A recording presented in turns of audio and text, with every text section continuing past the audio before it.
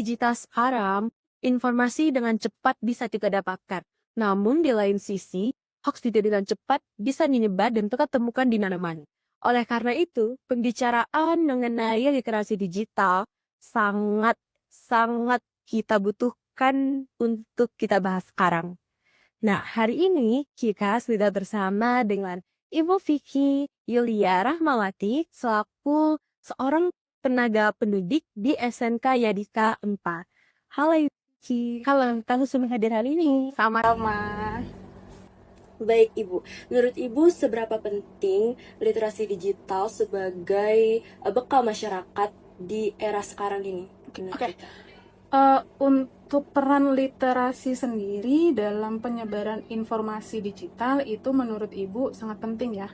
Dimana yang namanya informasi digital saat ini kita itu sudah beredar itu bisa sangat cepat ya, bukan hanya per jam atau per menit, bahkan per milisecond pun kita sudah bisa menerima informasi-informasi terbaru. Jadi menurut Ibu disitulah yang namanya peran literasi itu berguna sekali, dimana kita bisa menyaring dari berbagai informasi tersebut, di mana apakah informasi tersebut masuk ke dalam informasi faktual ataupun informasi yang tadi disebutkan adalah informasi hoax ya, atau berita palsu. Di situ untuk pentingnya literasi menurut. Baik, dengan kebiasaan scroll dengan cepat terus konsumsi konten secara instan, itu apakah akan membuat orang daya kritisnya itu akan menurun gitu Bu?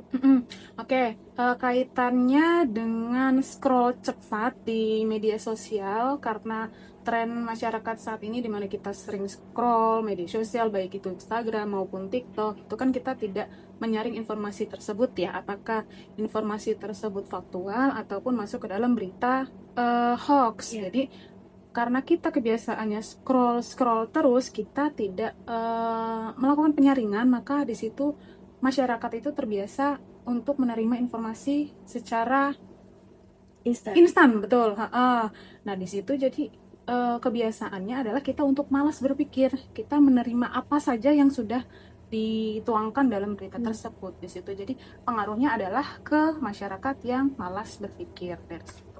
Baik, kalau begitu berarti Ibu Vicky setuju kalau misalnya kita nggak literasi dengan baik, itu daya kritis kita lama-lama akan menurun gitu ya. Begitu juga dengan emosional, ideologis, segala macam. Nah, selanjutnya aku mau nanya nih, kalau menurut Ibu Vicky, gimana sih peran literasi tersebut itu dapat membantu kita untuk mengolah mana informasi yang harus kita langsung bisa percaya dan mana informasi yang kita tuh harus kita cari tahu dulu nih, ini hoax apa bukan, kayak gitu. Oke, untuk berita hoax atau bukan, itu kan kalau misalkan kita melakukan literasi, sudah terbiasa melakukan literasi terhadap berita-berita yang tersebar, itu kan pasti kita tahu nih kira-kira ciri-ciri dari berita yang hoax itu seperti apa. Nah, kalau misalkan sudah terdapat ciri-ciri berita tersebut masuk ke dalam kategori hoax, maka harus kita lakukan yang namanya penelitian, di mana kita melakukan penelitian itu berdasarkan data-data yang faktual. Nah, kalau misalkan dari data-data tersebut tidak memenuhi persyaratan bahwa berita tersebut masuk ke dalam berita faktual, berarti berita tersebut masuk ke dalam kategori berita hoax. Iya, baik Ibu.